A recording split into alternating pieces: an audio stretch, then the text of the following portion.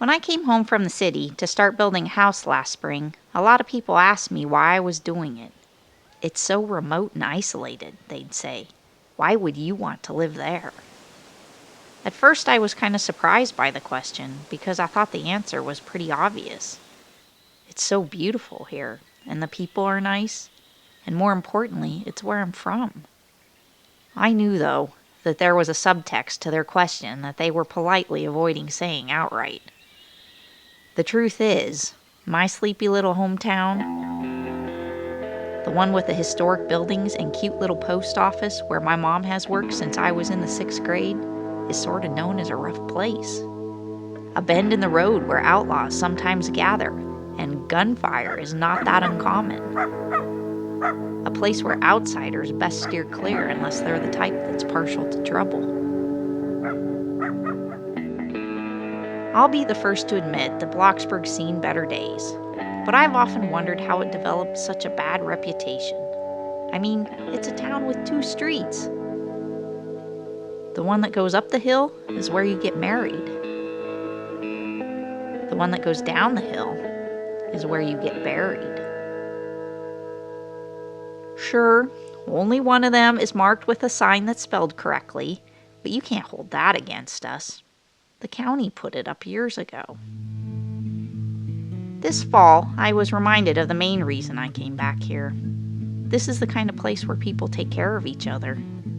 As I was struggling to get my house sealed up, gravity-fed water running, and wood in, my neighbors were fretting over whether I was going to make it through the winter. They just kept showing up to lend a hand or offer equipment, and when we were done for the day, they'd invite me home for dinner. Who wouldn't want to live in a neighborhood like that? Which is not to say that we all aren't keenly aware that how the outside world sees us is not entirely without merit. A common misconception, even among locals around here, is that we earned our bad reputation fairly recently when one of our neighbors subdivided part of her ranch in the 1970s.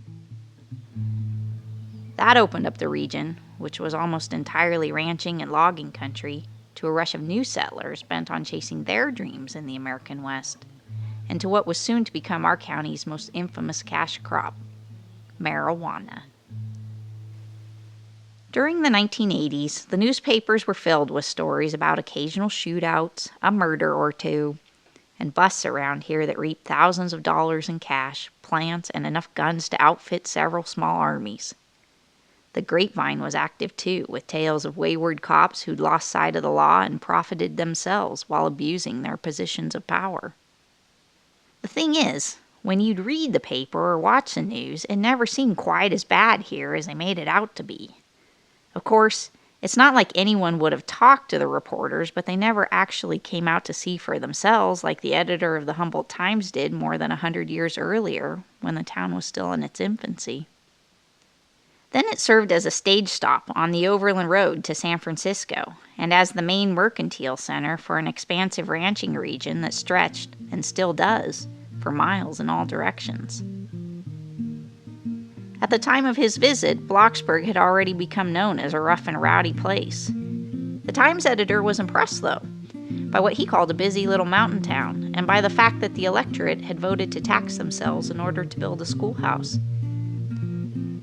He even posited that Bloxburg's reputation in respect to sporting and whiskey might be unjust, despite the fact that it already supported 3 saloons. It wasn't long before that 3 became 6, which were heavily patronized by cowboys and wool growers as well as miners on their way to the gold fields. A decade later, another writer described his visit to our little town. He counted 22 horses outside one saloon and inquired as to what business their riders followed.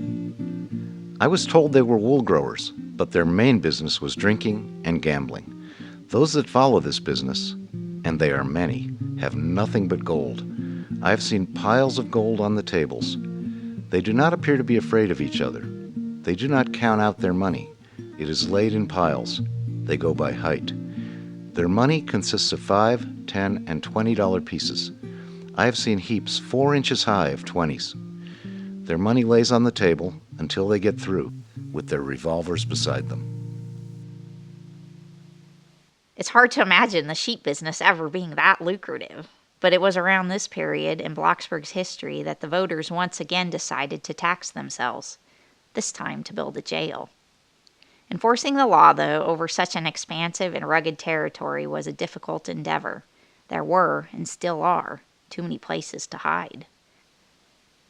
The soil and climate that has supported sheep and cattle for more than a century has also proved ideal for growing the new cash crop.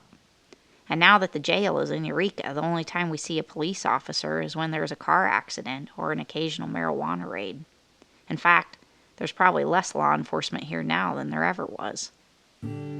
If you find yourself in need of help, though, you can always depend on your neighbors, which brings me back to why I returned home.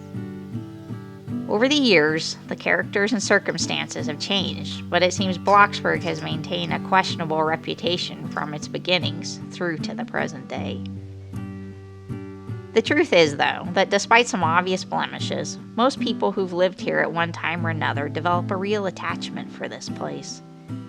People who grew up here years ago return annually for our ice cream picnic and to help maintain the cemetery. If they could make a living out here, they'd probably move back, just like me. I'm fortunate in that I use a computer and satellite internet connection for my work, which means I can live anywhere I want. And I want to be in Bloxburg. I still think it's a nice place to be.